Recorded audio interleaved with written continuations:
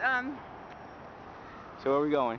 We're going over there, but I want to tell you about the lettuce. I can't talk and walk, obviously. Okay.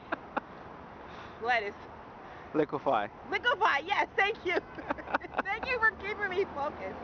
Okay, the lettuce, I didn't know lettuce could liquefy. I didn't know either. It was amazing. I mean, I saw it getting brown every day. Well, Oh, no.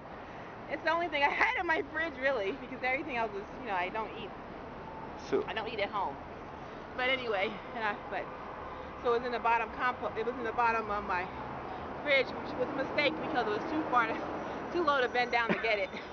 But so now I have a couple challenges. One is to do one push-up a day, or try to. Okay. And the next one is to, if I buy lettuce, have to make sure I eat it every day. And you know what's interesting? That actually made me eat more fruit because I put oranges on my salad. Oh, it's and like you're... an interesting side effect. I mean, not a side effect, benefit. Yeah. And you always used to complain that I used to give you fruit. I know. Well, yeah. Maybe you have to give me lettuce and the orange. I'll bring you some lettuce. All right. With my oranges. All right.